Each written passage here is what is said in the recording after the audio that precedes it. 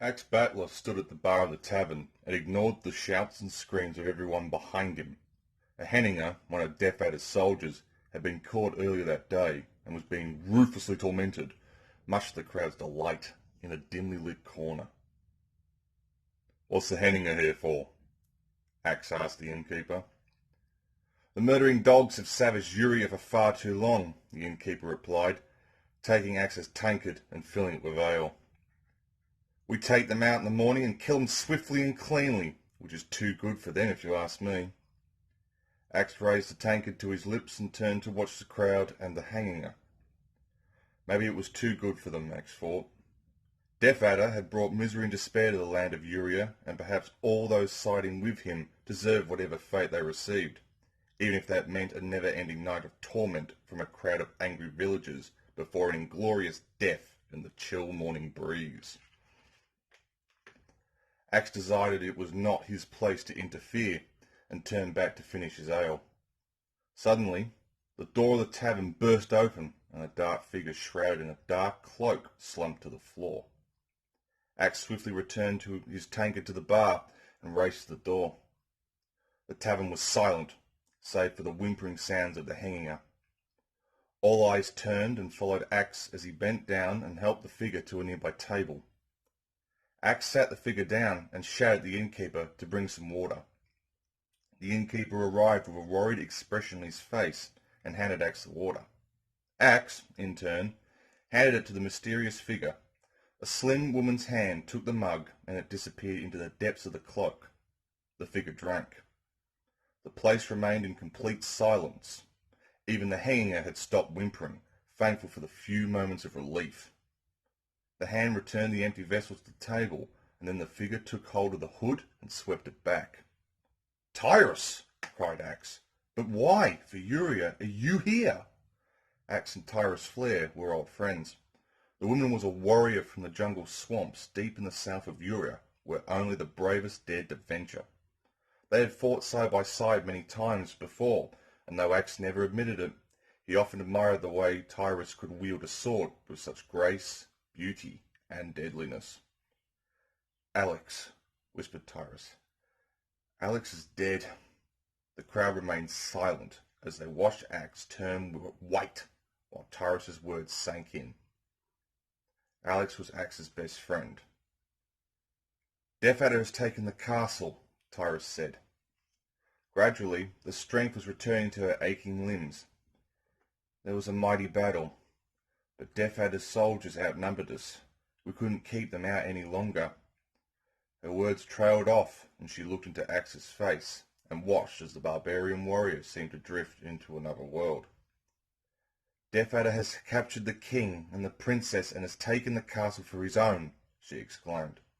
"He now possesses the golden axe. He now rules Uriah." Tears began to well up in her eyes. "You must stop him, Axe. His army is huge and about to set out from the castle." Tyrus then noticed the Henninger in the corner. "Look! His scouting parties have even reached as far as here. There isn't much time. Death Adder won't rest until the whole of Uriah bows down to him." Axe knelt beside Tyrus and took her hands in his. "And I won't rest until we've defeated Death Adder," he said. "Tomorrow we'll search for Gilius, and the three of us will take on as many armies as Death Adder can throw at us." "I fear not," Tyrus replied. "Gilius has left Uriah on a quest to find the orb of truth in the land of Thornwood." She grimaced as she opened her cloak and turned her back to Axe. "And with this injury, I fear I would be more a burden than a help." Tyrus's back was covered in dried blood, but the wound from the spiked club the Hangers carried was clearly visible. "I was hit by two of them," Tyrus said, attempting to explain the wound. "I was trying and didn't notice the second Hanger attacked me from behind. I was lucky to get out alive." Axe stood and turned to the innkeeper. He reached into the pouch and tied his belt and pulled out 2 gold pieces. He threw them towards the innkeeper and they clattered along the bar. The innkeeper grabbed them before they found their way into someone else's hands. "Attend to her," he said loudly. "See she has everything she needs." Axe then bent down to whisper to Tyrus, "I will set out for the castle in the morning. I will not let my friend die in vain, and I will not see the people of Uria forced to suffer any more at the hands of Death Adder." He paused, and for a brief moment seemed unable to continue. Then he regained his composure and looked deep into Tyrus's eyes. "Soon, either Death Adder will be dead, or I will be." The woods around Turtle Village were dense with summer's undergrowth. Axe had travelled swiftly and without rest for 3 days after leaving Tyrus at the inn, but still the fire and anger within him drove him on. Turtle Village was the latest place to be attacked by Death Adder's troops, so Axe had decided that this was the best place to start. He did not know where Death Adder's castle lay, and had cursed him many times over the last few days for not thinking to ask Tyrus for its location. A twig snapped and Axe stopped dead in his tracks. He turned to where the sound came from and saw a hanger and another of Death Adder's foot soldiers, a longmone, creeping through the undergrowth. Before they saw him, Axe drew his sword, Skull Crusher, from his belt, and prepared for battle. He moved silently through the foliage and crept up behind the longmone who was nearest him. With a mighty blow, Axe brought his sword down the head of the longmone. The shout of pain made the hanger turn towards Axe, and he charged. Axe span round to meet the attack, and with a quick upward slice sent the soldier flying backwards. The longmone struggled to his feet. His helmet had taken most of the blow, but he was visibly shaken. Axe turned from the stunned hanger and ran towards the longmone. Only 10 feet away, Axe jumped in the air and, at the same time, brought Skull Crusher up over his head and down onto Longmone's head as he fell. The longmone crumpled to the ground, and his body began to disintegrate before Axe's eyes. The hanger wasn't as stunned as Axe had first thought. He came charging through a clearing and caught Axe with a flying drop kick that sent the warrior sprawling. The hanger was far too slow to follow up his attack, though. He moved cautiously towards the barbarian, and as he brought his club down with all his might, Axe instinctively rolled to one side, and in the same movement jumped to his feet. The hanger cried in pain as Skull Crusher ripped up through his chest. Axe caught the double-over figure by the hair and brought his knee up swiftly into the hanger's face. The hanger went limp and slumped to the floor when Axe released his grip. The body took less than 5 seconds to crumble to dust. Axe swiftly moved off towards the village, concerned that the noise of the fight would have attracted too much attention. As he left the woods and turned onto the dirt track that led to the village, a woman raced towards him like Chicken Leg. Chicken Legs are the names of Urians have given to the large domesticated dragons that inhabit the land. Unlike their bigger cousins, the other members of the Bizarian family, Chicken Legs can't breathe fire and so are often tamed and used as transport. They have very powerful tails which can be effective weapons in the hands of a trained chicken leg rider. Axe stopped and waved for the woman to approach. Only when she was too close did he realize it was a mistake. He hadn't seen the battle axe she was carrying until it caught him a glancing blow on the right shoulder. The hit did little damage, but the force knocked him off his feet. He regained his footing as the woman, a Storchiana, one of Death Adder's better trained soldiers, was turning to make another charge. Axe waited for it. He jumped clear of the charging Chicken Leg and plunged Skull Crusher into the Storchiana's abdomen. Then he raced after the now riderless Chicken Leg and jumped on its back. He swung the animal round, and as the woman recovered her senses and moved towards him, he quickly swung the animal around again and lashed her with his tail.